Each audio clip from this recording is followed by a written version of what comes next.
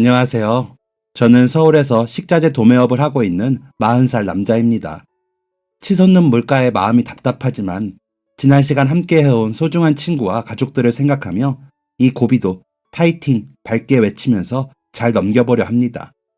혹 저와 같은 고충을 겪고 있는 분들이 계신다면 함께 이겨내보자고 감히 파이팅의 인사를 건네며 제가 이렇게 힘찬 인생을 살게 되기까지의 지난날이 담긴 이야기를 들려드리려 합니다. 저는 서울에서 직장 생활을 하는 평범한 샐러리맨의 꿈이 있던 평범한 집안의 아들이었어요. 어머니는 일찍 돌아가시고 아버지와 둘이서만 살았지만 누구보다 자상하고 멋진 아버지 밑에서 특별한 문제점 없이 평범하고 무난한 학창시절을 보냈습니다. 4년제 대학을 졸업하고 본격적으로 취업길에 뛰어들었지만 생각보다 취업이 쉽지 않았고 저는 아버지의 말씀에 따라 아버지께서 하시던 시장 가게에서 일을 하게 되었습니다. 시장 일 무시하지 말거라. 다 너한테 피가 되고 살이 될 테니까. 예, 아버지 제대로 배울게요. 이왕 하는 것 이 시장통에 우두머리가 되어보렵니다. 까불지 마라. 언제까지 시장 일 하려고. 대충 배우고 대충 있다가 때 되면 회사 취업해야지. 독립을 해야 한다는 압박감. 언제까지고 아버지 밑에서 빌부터 살 수는 없다는 죄송스러움에 잠깐 일하다 다시 취업길을 찾아볼 생각이었지만 서류가 붙어도 면접을 보면 자꾸 떨어지기만 할 뿐이었고 그렇게 어영부영 갈피를 잡지 못한 채로 몇 년이라는 시간이 흘러버렸습니다. 일이 힘들어서 몸이 피곤해서 라는 핑계로 다른 곳에서 일자리를 찾아보려는 노력조차 소홀했었습니다. 카카오톡이나 SNS를 보면 친구들은 다 멋진 옷을 입고 좋은 직업을 가지며 살고 있는데 매일 후줄근한 작업복을 입고 시장통에 앉아 있으려니 제 모습이 한없이 초라했어요. 처음 아버지 밑에서 일을 시작할 때 시장 일 무시하지 말거라 하셨던 말씀은 제 자신을 초라하다고 생각했던 그 순간부터 기억 속에서 싹 사라져 버렸습니다.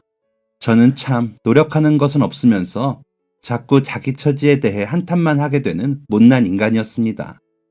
그렇게 못난 아들로 아버지 밑에 빌부터 지내던 어느 날 영원히 저의 기둥이 되어주실 것만 같았던 아버지께서 너무나 가슴 아픈 일로 무너지고 마셨습니다. 길을 걷다가 순식간에 일어난 불의의 사고로 하반신이 마비되어 제대로 걸음을 걷지 못하는 신세가 되시고 말았습니다. 슬픔과 동시에 찾아드는 감정은 막막함이었어요. 이제 정말 어떻게 해야 하지? 아버지를 대신해 시장 가게에 나가고 틈틈이 시간 내어 아버지의 병원에 들르면서도 마음속 한편에는 막막함이 자리하고 있었습니다. 미안하다 아들아. 정서가 내 아들. 아빠가 이렇게 돼서 너무 미안하다. 정말 미안해. 아버지 그런 말씀 마세요. 아버지 이렇게 되셔도 아무것도 해드릴 수 없는 제가 더 죄송스럽습니다. 아버지 저한테 미안하다 하지 마시고 여기서 더 아프지만 마세요. 네? 제발. 아빠 아프지 마. 아버지께서는 그런 제게 나는 괜찮다, 미안하다 그 말씀만 반복해서 하실 뿐이었고 저는 그런 아버지를 지켜드리고 싶은 마음만 굴뚝 같았던 할 줄 아는 것 없는 멍청한 아들이었습니다. 아버지께서는 퇴원을 하시고도 평생 본인 스스로 두 발을 땅에 내디딜 수가 없게 되셨습니다. 휠체어의 의지에 살아가는 아버지, 그리고 그런 아버지를 돌보게 된 아들, 무엇보다 하시던 일에 책임감이 강하셨던 아버지께서는 휠체어를 끌고 시장에 나오시기도 하셨지만 저는 그런 아버지를 보며 정신을 차려야겠다고 생각했습니다. 계속해서 시장에 나오시는 아버지의 모습을 더는 보고 싶지 않았기 때문인지도 모르겠습니다. 가끔 들르는 이런 손님들 말고 자주자주 주기적으로 손님들이 오게 된다면 얼마나 좋을까? 그렇게 고민을 하던 중 도로에서 돼지들을 태우고 달리는 트럭 한 대를 보게 되었습니다. 축산업은 돈이 잘 되나? 저 돼지들은 다 어디로 가는 걸까? 돼지고기를 파는 집들로 가겠지? 거기까지 생각을 마쳤을 때 번쩍하고 머릿속을 스쳐간 생각은 나도 저런 장사를 하면 되겠구나 였습니다. 꾸준히 방문하는 손님이 있는 장사 말이에요. 그렇게 그동안 아버지 밑에서 일하며 한 푼 두 푼 모아들인 돈으로 작은 도매업을 시작하게 되었습니다.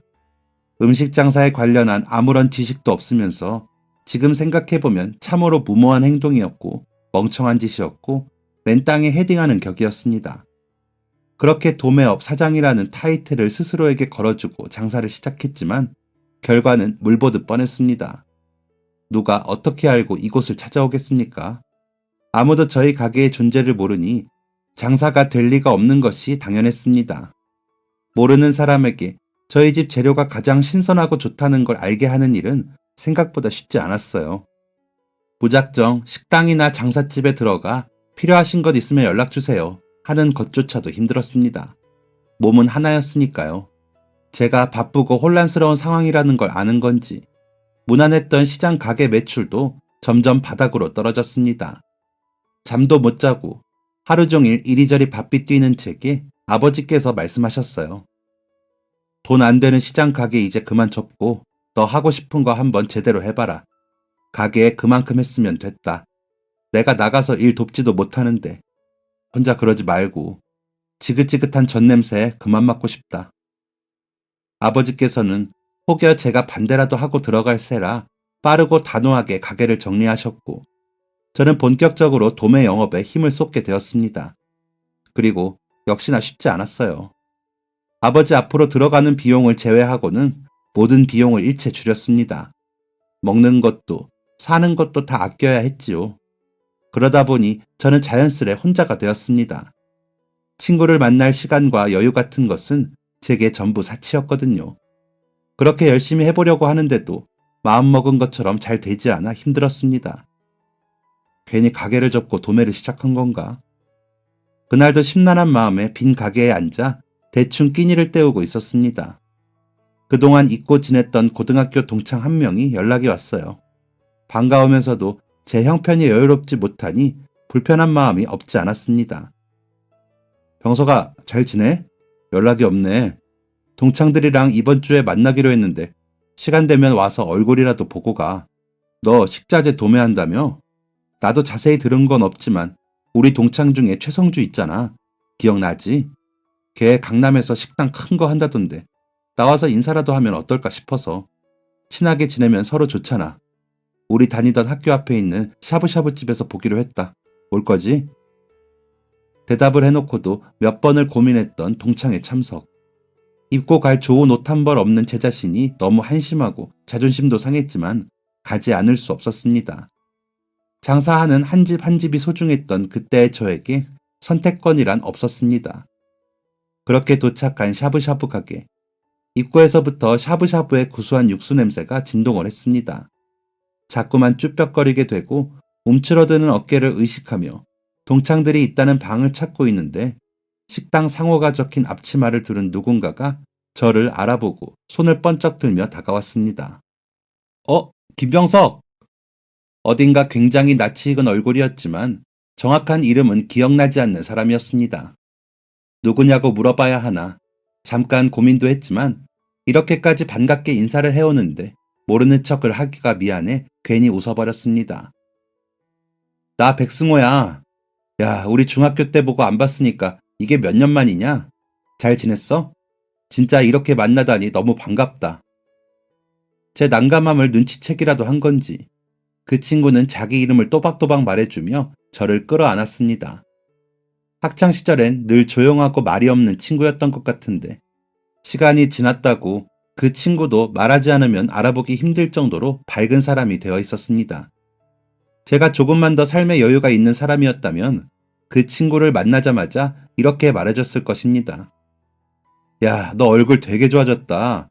보기 좋다, 승호야.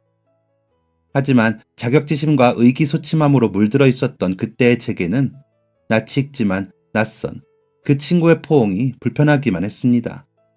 고등학교 동창들을 만나러 온 식당에서 중학교 동창까지 만나게 되다니 중고등학교 전부에 제 초라한 모습을 알리게 된 것 같아 쥐구멍이라도 있으면 숨고 싶을 지경이었어요. 야, 그래. 반갑다. 너는 잘 지내? 나야 잘 지내지. 여기서 다 만나네. 일행들은? 아, 오늘 고등학교 친구들 만난다고 나온 거라 다들 어디 있는지 찾고 있었어. 아, 그래? 아까 우리 또래 단체 테이블 저쪽에 받긴 했었는데 같이 가자. 이렇게 반가운 친구가 왔는데 서비스 팍팍 넣어줄게. 서비스? 너 여기서 일해? 서비스를 주겠다는 말에 놀랐습니다. 그냥 식당에서 우연히 마주친 것도 신기한데 직접 일하는 곳이었다니 왜 그동안 안 와봤을까 하는 생각도 들었어요. 샤브샤브를 많이 먹어서 얼굴이 좋아졌나 하는 바보 같은 생각도 짧게 했습니다. 친구가 무어라 입을 뻥끗하며 대답을 하려던 그때 문이 열리고 고등학교 동창 하나가 나왔습니다. 어? 김병석? 야, 왔어? 반갑다.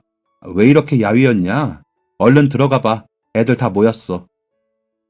문틈 사이로 북적북적 앉아있는 동창들의 모습이 보였어요. 솔직히 학교 다니던 시절 친했던 애들은 거의 없었습니다. 내가 여길 왜 왔지? 머뭇거리는데 문틈 사이로 다른 동창 하나가 제 이름을 외쳤습니다. 오, 김병석! 야, 병석이 왔다! 몇몇이 일제히 이쪽을 바라봤고 말없이 등을 두드리는 승호에게 살짝 눈인사를 나누고 방 안으로 들어갔습니다. 분위기는 조금 이상했어요. 와서는 안 되는 자리에 와 있는 듯한 기분이었습니다.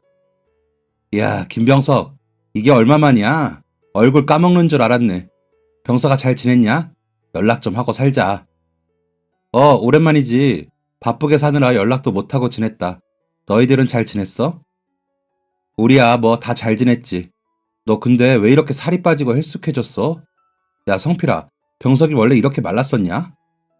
그걸 내가 어떻게 알아. 나 쟤 오늘 처음 봐. 누군데? 뭐 오늘 쟤가 주인공이야? 에이, 왜 이래? 너 병석이 몰라? 학교 다닐 때 좀 유명했었는데, 특히 1학년 때. 자자, 못다한 인사는 나중에 하시고 다들 조용히 해봐. 오늘 최 사장이 1, 2차는 쏘신답니다. 다들 박수 한번 주세요. 야, 진짜?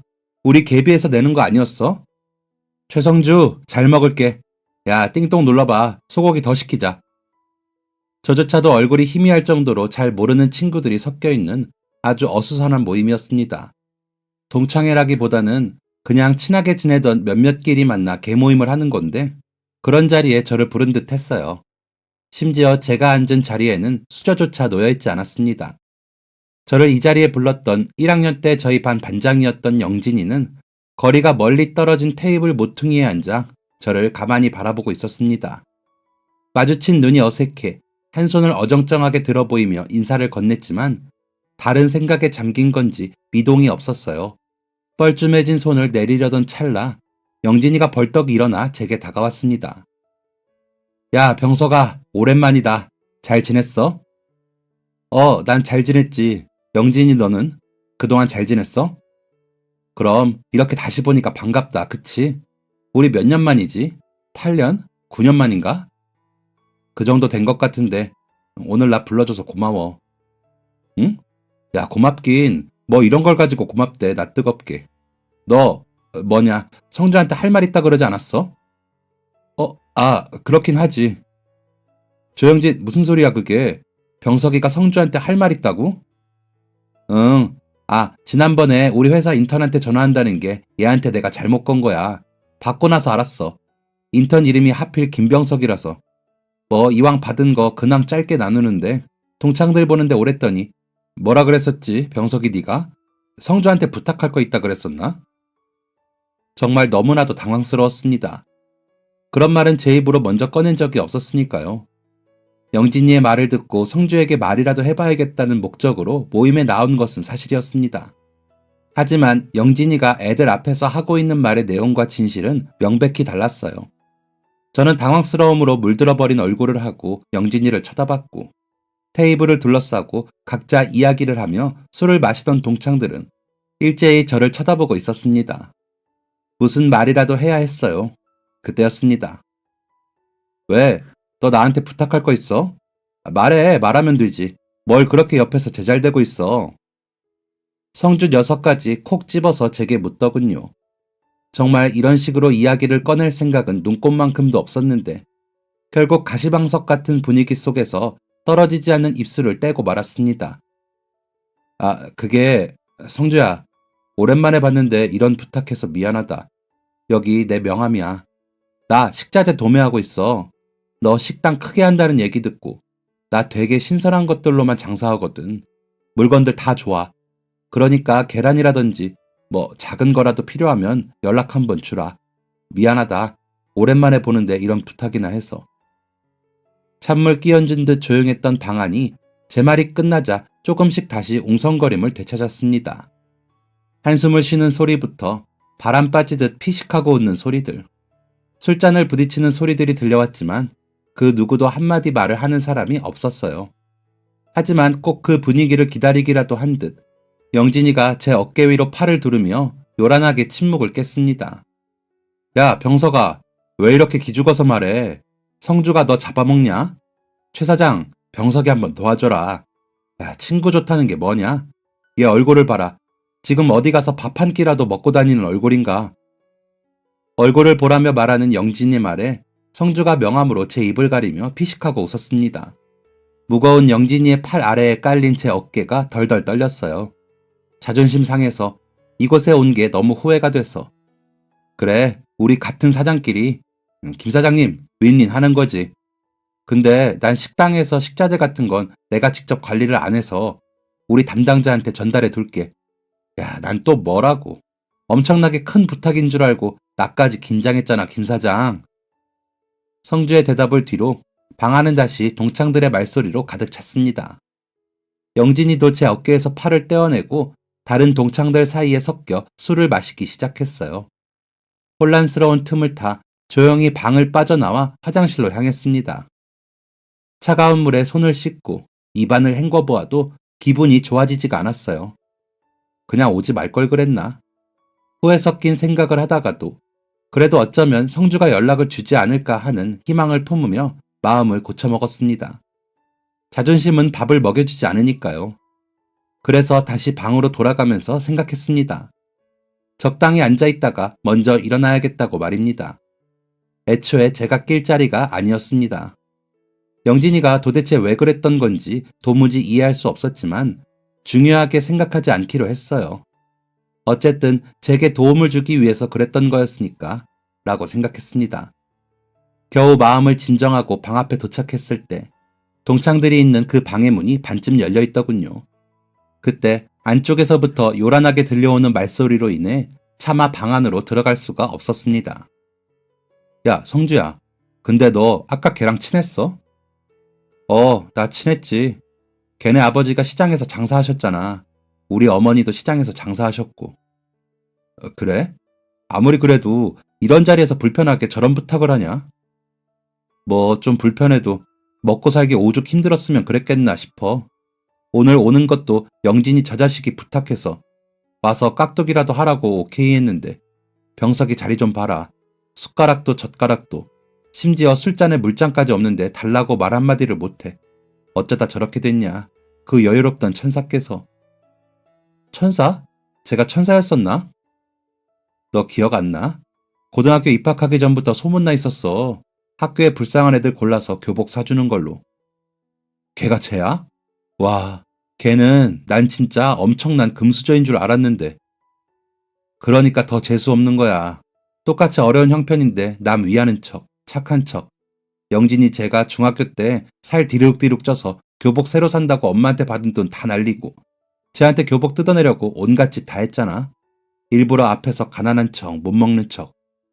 그래서 제가 사줬어? 아니, 너보다 더 어렵고 힘든 1학년 입학생 줘야 한다고 미안하다고 사과하더래. 눈에 눈물이 그렁그렁 맺혀서는. 와, 진짜 착하다. 야, 착하긴 뭐가 착해. 그거 나 개무시하는 행동이었다니까. 질질 짜긴 왜 짜냐? 진짜 열받게. 아, 생각하니까 또 열받아. 걔도 나름 생각이 있었겠지. 교복 못 사는 가난한 애들한테만 주는 건데 너같이 안 가난한 애가 그러니까 걔가 줄 리가 있냐? 아우, 아무튼 재수없어. 오늘도 꼽주려고 부른 건데 그것도 모르고 동창이랍시고 쪼르르 달려온 꼬라지 보니까 그나마 속이 시원하다. 근데 우리 고등학교 때는 쟤 그런 거 안 하지 않았냐? 안 했지. 아니, 못한 거지. 학교에서 지가 제일 가난한데 누가 누굴 도와. 영진이의 마지막 말을 기점으로 동창들이 크게 웃어 제끼는 소리가 방 밖으로 울려 퍼졌습니다. 더는 그곳에 있고 싶지 않아졌어요. 저런 마음으로 저를 부른 것이라고는 상상조차 하지 못했었습니다. 그대로 식당 문을 박차고 나와 달렸어요. 쪽팔리고 후회됐습니다. 더 달릴 힘이 없어질 때까지 달리고 달려 어느 버스 정류장 앞에 주저앉았습니다. 눈물도 나지 않았어요. 그저 건너편 길거리에 바쁘게 걷는 사람들을 하염없이 바라보았습니다. 그때였어요. 주머니 속에 핸드폰이 울렸고 핸드폰에는 모르는 번호가 찍혀 있었습니다. 여보세요? 여보세요?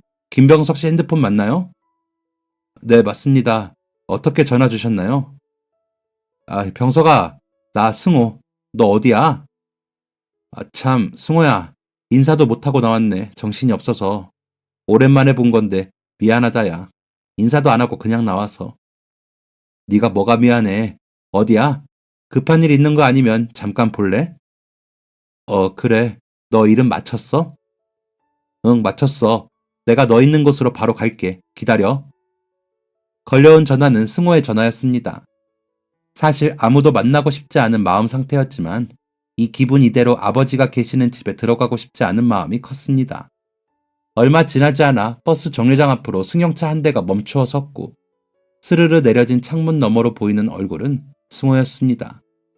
조수석 문을 열고 시트에 앉는 순간 다시 또 못난 생각이 밀려들었어요.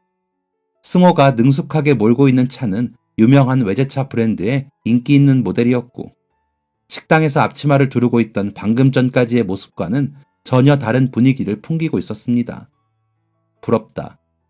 부럽다는 생각이나 하고 앉아있다니 그동안 제가 얼마나 한심한 인생을 살았던 건지 다시 한번 뼈저리게 느끼게 되었습니다.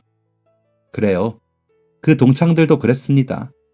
걔들이 뭐라고 말을 하든 제가 더 열심히 살아서 그들만큼 버는 사람이 되어 있었다면 이런 마음은 느끼지 않았을 텐데 말이에요. 다 저의 자업자득이었습니다. 자아성찰을 하고 나니 괜히 기계 같은 웃음소리가 목구멍을 타고 흘러나왔어요. 하하, 야, 승호야, 너 차 죽인다. 멋있는데? 승호는 멋쩍게 웃어 보이기만 할 뿐 별다른 말이 없었습니다. 못난 자격지심보다 부러운 마음을 자양분 삼아 열심히 해야겠다는 생각을 하며 어디로 가는지도 모른 채 승호의 차에 몸을 맡겼습니다. 여기를 왜... 승호의 차가 멈춰선 곳은 다름 아닌 조금 전에 그 샤브샤브 식당이었습니다. 언제 영업 마감을 한 건지 보조등을 제외하고는 전체 소등이 되어 있는 그 식당 문의 경비를 승호가 능숙한 손놀림으로 해제했어요. 두꺼운 머그컵에 따뜻한 차를 데워 제게 내미는 승호의 표정이 어쩐지 어두웠습니다. 꼭 무슨 할 말이 있는 사람처럼 말이에요. 무슨 일 있었냐? 표정이... 아, 별일은 아니고... 아니, 별일인가? 뭐야, 뭔데 그래? 병석이 너 우리 중학교 때 기억나냐? 나 기억해? 당연히 기억하지. 너 공부 되게 잘했었잖아. 나 너한테 진짜 고마웠다, 병석아. 갑자기 무슨 소리를 하는 거야? 승호는 제법 진지한 목소리로 고맙다는 말을 전했습니다. 무슨 의미를 포함하고 있는지 알고 있지만 너무 오래된 일이라 고맙다는 말도 공짜로 받는 것이 미안했어요. 나 초등학교 6학년 때 진짜 중학교 가기 싫었거든. 돈 없어서 교복 못 사는 게 거지 같고 싫어서. 그때 너 아니었으면 나 그냥 어디로 확 도망가서 잠수 탔을지도 몰라. 도망갔어도 넌 잘 살았을 거야. 머리도 좋고 똑똑한 애였잖아, 너. 승호는 타임머신을 타고 있기라도 하는 듯 중학교 시절 이야기를 하나둘 꺼내기 시작했습니다. 저도 그 목소리를 따라 그때 그 시절 저의 추억들을 떠올리게 되었습니다. 그때가 아마 중학교 입학을 앞둔 어느 날이었을 거예요. 아버지와 함께 시장에서 밥을 먹고 있는데 텔레비전에 가난한 사람들의 이야기가 흘러나왔습니다. 저와 비슷한 나이 또래의 아이들이 돈이 없어서 하지 못하는 것들에 대한 이야기였어요. 갖고 싶은 문구류를 못 사거나 학교 마치고 떡볶이를 못 사 먹거나 하고 싶은 오락을 못하는 정도라고만 생각했었습니다. 그런데 텔레비전에서 나온 내용은 충격적이었습니다. 돈이 없는 친구들은 학교에 갈 때 입을 교복조차 맞추지 못한다는 이야기였어요. 저는 밥을 먹다 말고 아버지께 여쭈었습니다. 아빠, 제가 가는 중학교에도 가난해서 교복을 못 입는 친구가 있어요? 아빠도 자세히는 모르지만 아마 보이지 않는 곳에서 힘들어하는 친구들이 있지 않을까? 근데 그건 왜? 있다면, 만약 그런 친구가 있다면요. 아빠, 제가 교복을 선물해주면 어때요? 그러니까 네가 교복 못 사 입는 친구한테 교복을 선물하고 싶다는 이야기야? 네, 맞아요. 저 그동안 명절에 받은 용돈이나 매달 아빠한테 받은 용돈들 합치면 15만 원 넘어요. 교복 살 수 있어요. 아빠 도와주세요. 무작정 아버지께 드렸던 부탁은 저의 간절한 마음 그대로 학교에 닿았고 도움이 필요했던 한 명의 친구에게 교복을 선물할 수 있도록 이루어졌습니다. 그때의 마음이 아직도 선명하게 기억납니다. 얼마나 심장이 두근거리고 설렜는지 몰라요. 저는 중학교 3년 동안 매해마다 한 명의 입학생에게 교복을 선물하게 되었습니다. 일부러 1년 동안 설거지, 청소, 안마 등 손이 가는 일들을 만들어 해서 아버지께 2,000원, 3,000원씩 용돈을 받았고 그걸 한 푼도 쓰지 않고 꼬박꼬박 모았습니다. 부족한 금액은 아버지께서 채워주셨지만 직접 돈을 모아서 어려운 누군가에게 의미 있는 선물을 할 수 있다는 것이 너무나 큰 기쁨이고 행복이었습니다. 승호는 그들 중 제가 첫 번째로 교복을 선물했던 유일한 동갑내기 친구였습니다. 남을 도울 수 있어 뿌듯했던 그런 시절이 있었지. 그때를 회상하며 새삼 그동안 제 자신이 왜 이렇게 살고 있었나 돌아보게 되었어요. 그렇게 열심히 해서까지 남을 도우려고 했던 저는 어디로 가고 온갖 시샘에 부러운 질투로 똘똘 뭉친 저만 남아있는 건지 한심했습니다. 지금의 저는 그때 저보다 무려 16살이나 많은데 말이에요. 더 생각이 깊은 어른이 되지는 못할 망정 그때보다 더 어린 아이처럼 변해버렸으니 한숨이 나왔습니다. 병석아, 나 아직 그때 네가 선물해준 교복 가지고 있어. 정말? 중학교 때 교복을 아직 가지고 있다고? 이제 뭐 입으려 해도 사이즈도 안 맞고 너무 작아져 버렸지만 나한테 워낙 의미 있는 선물이었다 보니까 버릴 수가 없었어. 입지도 못하는 교복을 생각날 때마다 꺼내서 다림질하고 옷걸이에 걸어두고 한참을 쳐다보고 그랬어. 야, 아직 내가 인생을 오래 산 건 아니지만 그래도 그동안 살면서 힘든 일이 있을 때마다 나 그 교복 꺼내봤다. 내 자신이 싫고 밉고 내 팔자가 서러워서 다 내려두고 세상을 떠나고 싶어질 때마다 네가 줬던 그 교복을 떠올렸어. 누군지도 모르는 사람한테 깨끗한 새 교복을 선물했던 네 마음을 생각하면서 내 마음을 다잡았어. 내 암울했던 학창시절 중에 가장 밝게 반짝반짝 빛났던 건 네가 준 그 한 벌의 교복이야. 절대 죽을 때까지도 잊을 수가 없을 거야. 너의 그 따뜻한 마음은. 그래서 그렇게 고맙고 특별한 선물이 내 인생에 있어져서 오늘까지 올 수 있었어. 고마워. 승호는 두 손으로 눈물을 가리기에 바빴습니다. 제가 건넨 손수건으로 눈물을 닦으면서도 고맙다는 말뿐이었습니다. 기분이 이상했어요. 누군가에게 교복을 줄 때도 그리고 그 후에도 이렇게 직접적으로 고맙다는 말을 들어본 적이 없었기 때문인 것 같았습니다. 괜히 울컥 목이 메어와 퉁명스러운 말투로 대답했어요. 야, 그게 뭐가 그렇게 특별했다고 그러냐? 네가 오늘까지 올 수 있었던 건 그만큼 노력하는 삶을 살아서 그런 거지. 교복은 그냥 교복이고 그냥 추억이고 네 인생은 승호야. 네가 그만큼 열심히 노력하면서 살아서 그런 거야. 포기하지 않고 여기까지 온 거. 30살의 백승호가 된 건 다 너의 포기하지 않는 그 마음 덕분인 거야. 내가 준 교복 덕분이 아니라 네가 멋있는 사람이라서 그런 거야.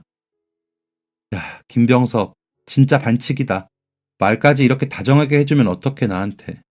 이렇게 착한 너한테 아까 그 자식들은 왜 그런 헛소리들을 짓거리는 건지. 승호는 반칙이라며 제가 준 손수건에 흥하고 콧물을 풀었습니다. 당장 그 손수건 버리라고 말하려던 찰나 이어지는 말은 저를 조금 당황하게 만들었습니다. 아까 그 자식들이라면 혹시 고등학교 동창들을 말하는 것일까? 승호가 어디서부터 어디까지의 내용을 듣게 된 걸까? 옛 추억에 간지러웠던 마음이 차갑게 내려앉았습니다. 승호는 화가 나서 견딜 수가 없다는 듯이 말을 이어갔어요. 내가 아까 들으려고 들은 건 아니고 너 있는 방에 추가 주문이 있어서 서빙을 하러 갔는데 네가 없더라고. 화장실 갔나 보다 하고 마저 서빙을 하고 있었지. 근데 하나둘 네 이야기를 하기 시작하는 거야. 왜 사람도 없는 데서 이야기를 꺼내나 싶어서 괜히 귀를 쫑긋하게 됐어. 근데 병서가 아까 걔네 네 친구 아니지? 그냥 같은 학교 나온 애들 그 이상 그 이하도 아닌 거지? 그럼 그냥 같은 학교 나온 동창들이야. 네가 왜 그런 자리에 참석하게 됐는지는 모르지만 너무 화가 났지만 일단 참으면서 계속 듣고 있었어. 이렇게 병석이 흉을 보는 애들을 병석이는 왜 만나주고 있는 거지? 화가 났어. 뒤로 갈수록 말하는 내용이 가관이더라. 사람 하나 바보 만들려고 작정한 것처럼 정말 더는 못 들어주겠더라고. 그래서 그 자리에서 냄비를 테이블 위에 엎어버렸어. 뭐? 아니 그렇잖아. 더는 들어주려야 들어줄 수가 없잖아. 전부 다 도끼 눈을 하고 나를 쳐다보더라. 말끝에 욕을 섞어가면서 죽일 듯이 노려들 보는데 내가 왜 이런 것들을 손님이라고 대접해줘야 하나 싶더라고. 그래서 말했어. 나가라고. 야, 설마 거짓말이지? 진짜야? 아니지? 거짓말을 왜 해, 내가. 진짜 아까 일 다시 생각하니까 또 화가 난다. 당신들 같은 손님 못 받겠으니 당장 문 밖으로 꺼져주세요. 라고 너무나도 말하고 싶었지만 그러지는 못했어. 뜨거운 냄비 엎어서 더 장사 못하겠으니 나가달라고 했어. 아주 길길이 날뛰더라. 왜 네가 잘못해놓고 우리한테 난리냐고. 사장 나오라고. 한 명씩 돌아가면서 화내는 거 다 들어주느라 진이 빠지더라. 목소리들은 또 어찌나 큰지. 돈 안 받을 테니까 그냥 나가라고 했어. 몇 번 같은 말만 반복해서 하니까 결국 나가더라. 그러고 나서 화장실이며 식당을 전부 다 뒤졌는데도 네가 없다는 걸 알았어.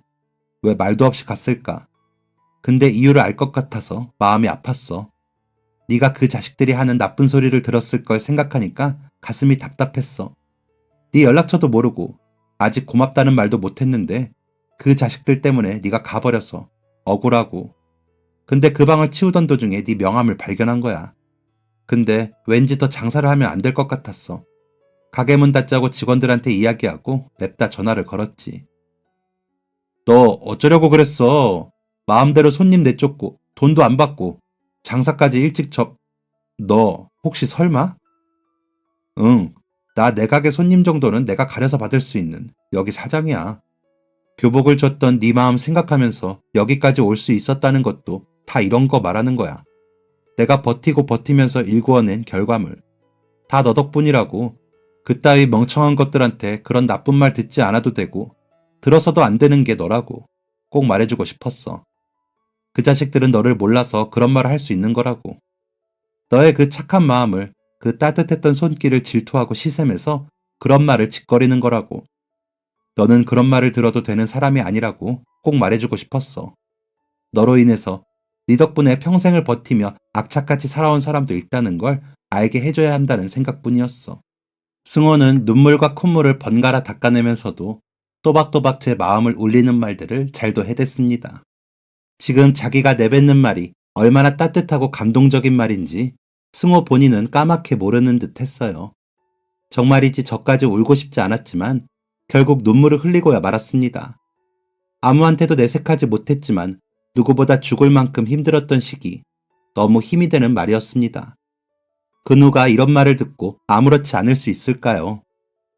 그렇게 말해줘서 고마워. 난 한 것도 없는데. 네가 그렇게 생각해줘서 나 정말 힘이 난다. 승호야, 고맙다. 그리고 진심으로 축하해. 너 이렇게 잘 된 거 솔직히 다른 애들이 잘 사는 거 볼 땐 배 아프기도 하고 그 앞에서 혼자 괜히 자존심도 상하고 그랬었는데 너 이렇게 잘 된 건 그냥 기쁘기만 하네. 여기까지 오느라 힘들었지. 다른 사람이 아니라 네가 잘 돼서 진심으로 너무 좋다. 축하한다, 백승호. 야, 나 진짜 더 울릴 셈이냐? 그런 이상한 감동적인 말 하지 마. 나 진짜 울다가 오늘 하루 다 가겠어. 네가 더 많이 했거든. 아무튼 나 근데 너한테 한 가지 미안한 거 있어. 왜? 뭔데? 아까 그 자식들 얘기 엿들으면서 너 힘들다는 것도 알게 됐거든. 네가 나한테 먼저 말한 것도 아닌데 내가 이미 먼저 알고 있어서 미안해. 아, 뭘 그런 걸로 미안해해. 괜찮아. 다 사실인데 뭘. 그리고 진짜 괜찮아졌어. 너 이렇게 만나고 나니까 나도 언젠가 꼭 잘 될 거라는 확신이 들어. 내가 그동안 얼마나 게으르게, 얼마나 대충 살았는지 많이 반성도 하고, 더 열심히 살아야겠다 다짐도 하고, 그러니까 미안할 것 없어. 오히려 너한테 고마워. 근데 그럼 이왕 미안하고 고마운 김에 뭐 한 가지만 물어봐도 될까? 그럼 뭔데? 너 식자재 도매한다며? 내 가게에 납품할래? 뭐? 진짜? 눈물의 대화가 이어지던 도중 승호의 입에서 나온 돌발 제안은 저를 깜짝 놀라다 못해 그 자리에서 뛰쳐나가게 만들었습니다. 심장은 쿵쾅거렸습니다. 야, 김병석, 왜 오버하고 난리야? 빨리 다시 와서 앉아. 깜짝 놀랐네, 진짜. 진짜? 진짜야? 진짜지? 너 나중에 말 돌리기 없기야? 잠깐만. 뭐뭐 필요한데? 내가 지금 바로 가서 확인 다 하고 전화 줄게. 야, 진정해. 보자. 내가 리스트 정리해둔 게 있거든. 승호는 매일 필요한 리스트를 작성해둔 게 있다며 노트 한 권을 내밀었습니다. 그리고 노트에 적힌 물건 종류와 수량을 보고 또 한 번 더 깜짝 놀랐어요. 수량이 너무 많았기 때문입니다. 아무리 장사가 잘 되는 식당이라고 한들 식당 하나에 이만큼이나 많은 재료가 필요할 리 없었어요. 이거 너무 많은데? 여기 식당 하나에 이렇게나 많은 재료가 쓰인다고? 그것도 하루 만에? 아니지. 야, 너 몰라? 우리 가게에 이거 지점이 몇 갠데 지점들까지 싹 다 해서 계약해야지. 그리고 나 아는 사장님들도 소개해 줄 테니까 이 동네 네가 한번 휘어잡아봐. 뭐라고? 그게 진짜야? 야, 승호야. 아니지. 백 사장님, 제가 모시겠습니다. 정말 너무 감사합니다. 야, 왜 이래 징그럽게. 입은 웃는데 눈은 울고 있어, 너. 나야말로 고맙고 행복해 죽겠어. 지금 너 이렇게 다시 만나게 된 거 너무 고맙고 내가 뭐라도 하나 너한테 도움 줄 수 있다는 게 너무 고맙고 행복하다. 야, 병석아, 우리 파트너 맺자.